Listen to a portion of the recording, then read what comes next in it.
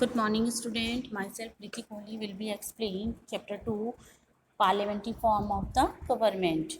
सरकार का संसदात्मक रूप. India became free on 15th August 1947. Immediately after independence, the tough task of framing the constitution fell on the shoulders of our national leaders, who actively took part in the freedom struggle. अब जब भारत हमारा 15 अगस्त 1947 को आज़ाद हुआ था, तो उसके तुरंत बाद, आज़ादी के तुरंत बाद सबसे टफ काम या कठिन काम कॉन्स्टिट्यूशन को मेक आउट करने का या फ्रेम करने का था, जो कि हमारे राष्ट्रीय लीडर्स के ऊपर राष्ट्रीय लीडर्स के कंधों पर कि सबसे ज़्यादा टफ काम था।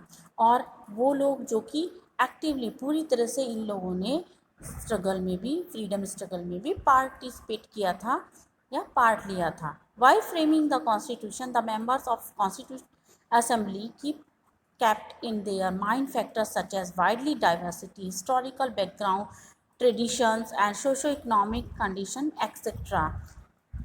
कॉन्स्टिट्यूशनल असेंबली या जब संविधान को फ्रेम करते समय हमारे यहाँ के जितने भी कॉन्स्टिट्यूंट असेंबली के मेंबर्स थे, उन लोगों ने यहाँ की, हमारे देश की जो सबसे वाइड विस्तृत डाइवर्सिटी है, यहाँ का ऐतिहासिक बैकग्राउंड है, यहाँ की परंपराएं हैं, यहाँ की सामाजिक आर्थिक कंडीशन है, इन सबको ध्यान में रखा। All these factors pave the way to form the best form of government. ये सभी फैक्टर्स हमारे जो सरकार है उसको बनाने में उन्होंने महत्वपूर्ण रूप अदा किया, रोल प्ले किया।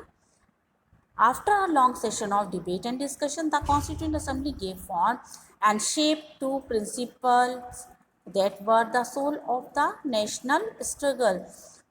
बहुत सारे लॉन्ग इस सेशन में लॉन्ग डिस्कशन और डिबेट के बाद हमारी जो कॉन्स्टिट्यूशन असेंबली है उसने बहुत सारे ऐसे सिद्धांतों को एक नया रूप दिया, नया आकार दिया, जो कि हमारे नेशनल या राष्ट्रीय स्ट्रगल की आत्मा रहे हैं। द इंडियन पार्लियामेंट, भारतीय संसद. The parliament is the highest law making body in our country. जो हमारी पार्लियामेंट है या संसद है, वो एक लॉ, हमारे देश की एक लॉ मेकिंग बॉडी है.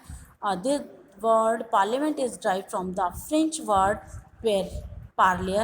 The term parlier in English means a place where people sit and discuss all things related to politics. Clear?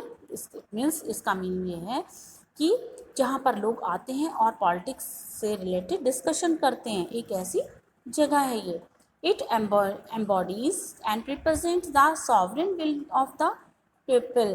Indian Parliament has the following component: the President of India, राज्य सभा, upper house Lok Sabha, the lower house. हमारा जो parliament है या भारतीय parliament के निम्नलिखित components हैं या तत्व हैं. नंबर 1, प्रेसिडेंट ऑफ इंडिया, भारतीय राष्ट्रपति. राज्यसभा जो कि अपर हाउस है, उच्च हाउस है. लोकसभा जो कि लोअर हाउस कहलाता है.